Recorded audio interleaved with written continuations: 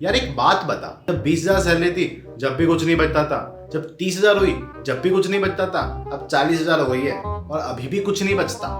कुछ तो करना पड़ेगा भाई। हाँ भाई, कुछ तो करना पड़ेगा। स्टॉक मार्केट में करें, बट यार स्टॉक मार्केट महंगा है। एक रिलायंस का शेयर 2600 का पड़ता है, 2-3 और शेयर ले लो, 10,000 तो यूं ही हो गए।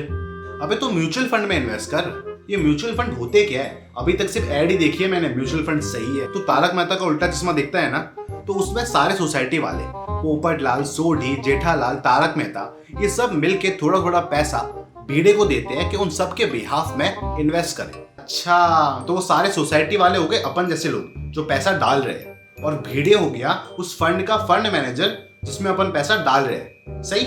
अब भिड़े के पास आ गया बहुत सारा पैसा। अब वो आगे जाके बहुत सारी कंपनीज में इन्वेस्ट करेगा। एक कंपनी में इन्वेस्ट नहीं करेगा। अगर वो एक कंपनी में करेगा तो चांसेस है कि वो एक कंपनी गिर गई तो सारा पैसा भी चला जाएगा। इसे कहते हैं डाइवर्सिफिकेशन। अच्छा, तो अगर मैं 500 रुपए भी डालता हूँ तो वो सारी कंपनीज में डिस्ट्रीब्यूट हो जाएंगे, और इससे मुझे टाटा की कंपनी का, रिलायंस की कंपनी का और बाकी कंपनी का भी फायदा मिलेगा। देखा आप लोगों ने, यही म्यूचुअल फंड्स का फंडा है। So now let's talk about index fund. Index fund is a type of mutual fund only. अगर सिंपल भाषा में बताऊं तो अपने चारों तरफ देखो, तुम्हें क्या नजर आता है? टाटा मारुति की गाड़ियां, your relatives working on TCS और इन्फोसिस, नेस्ले की Maggi, ITC, SBI, HDFC bank, ये सारी कंपनीज काफी टाइप से मार्केट में है। इनके प्रोडक्ट अपन बाय करते हैं क्योंकि हमें इन पे ट्रस्ट है। They have performed well in the market. इन्हीं सारी कंपनीज से मिलके आपका इंडेक्स फंड बनता है। अच्छी कंपनीज एंड डाइवर्सिफिकेशन, इसी रीजन से ये कम रिस्की है compare to other funds. Definition क्या है? सर वही तो बता रहा हूँ सर। एग्जाम में ये सब लिखोगे? ये मशीन है, up down up down. Idiot. Anybody else?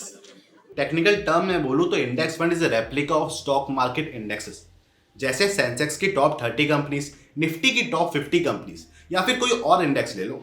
Let's take IT for an example. अब आईटी इंडेक्स में टॉप आईटी कंपनीज होगी। अगर मैं आईटी के इंडेक्स फंड्स में इन्वेस्ट करूंगा तो मैं उन टॉप आईटी कंपनीज में इन्वेस्ट कर रहा हूं। Why did I choose index fund as my first investment? When I was starting out in stock market, I wanted to invest my money badly. But at the same time, मैं ये भी नहीं चाहता कि मेरे पैसे बर्बाद हो जाए। So then I came across index funds. Index funds सबसे लीस्ट रिस्की इन्वेस्टमेंट मानी जाती है स्टॉक मार्केट में। इसलिए मैंने अपने पैसे इंडेक्स फंड्स में लगाए क्योंकि मुझे लेस रिस्की लगा वो, और ऊपर से मैं लॉन्ग टर्म के लिए इन्वेस्टमेंट करने वाला था, इसलिए मुझे प्रॉब्लम भी नहीं हुई। Remember this word, long term. Stock market पूरा लॉन्ग टर्म का गेम है। अगर आप 5 से 10 साल पेशेंस रख सकते हो तो आपको कोई दिक्कत नहीं आएगी। एक और रीजन जो मेरा इंडेक्स फंड में इन्वेस्ट करने का था वो ये कि इंडेक्स फंड स्टॉक मार्केट को ट्रैक करता है। सो अगर मेरे पैसे गिरते थे तो मुझे आइडिया हो जाता था कि स्टॉक मार्केट में ये चीज हुई है या ये न्यूज आई है, उस कारण से वो पैसे गिरे हैं। तो दैट वे मैं कंफर्टेबल भी हुआ स्टॉक मार्केट को लेकर। How much return you can expect? Well, 12 से 13% एवरेज रिटर्न आपको मिल जाती है। ये निफ्टी 50 का वाइट पेपर है, ये मैंने नहीं बनाया। इसमें देखो, अपन 10 साल का इन्वेस्टमेंट होराइजन लेते, 60% ऑफ द टाइम उसने 15% से ज़्यादा का रिटर्न दिया है। 25% टाइम 10 से 15% के बीच में, मतलब 84% चांसेस है कि आपको रिटर्न 10% से ऊपर का ही मिलेगा। इसमें कभी भी 5% से नीचे रिटर्न नहीं दिया है। अपन मिनिमम 5 साल का भी देख लेते हैं, उसमें भी नेगेटिव रिटर्न कभी नहीं दिया। इसलिए अगर आप स्टॉक मार्केट में आ रहे हो तो मिनिमम 5 साल का तो सोच के रखो। इसका लिंक मैं आपको डिस्क्रिप्शन में दे दूंगा, आप लोग देख लेना। How to do your own research and find the best fund for you. Index funds बहुत हद तक सेम ही होते हैं हर कंपनीज का, क्योंकि वो पैसिव फंड्स में आते हैं। There are 2 types of funds, active funds और पैसिव फंड्स। एक्टिव फंड्स में फंड मैनेजर रेगुलरली मैनेज करता है कौन सा स्टॉक लेना है, कौन सा स्टॉक नहीं लेना, कितने पैसे डालने हैं, कितने पैसे नहीं डालने हैं। और पैसिव फंड्स में आपको रेगुलरली मैनेज करने की जरूरत नहीं होती है। जैसे इंडेक्स फंड्स, जिसमें आप एक इंडेक्स को कॉपी कर लेते हो तो आपको बार बार उसको मैनेज करने की जरूरत नहीं है, इसलिए उसका कमीशन भी कम करता है, जिसको अपन एक्सपेंस रेशियो बोलते हैं। 4 things that you should check before you invest. पहला, एक्सपेंस रेशियो। मान लो आपने एक म्यूचुअल फंड में इन्वेस्ट किया, आप सबने मिलकर कुछ पैसा उस म्यूचुअल फंड में डाला। उस फंड में 50 कंपनीज है, उन 50 कंपनीज में आपका पैसा लगा हुआ है।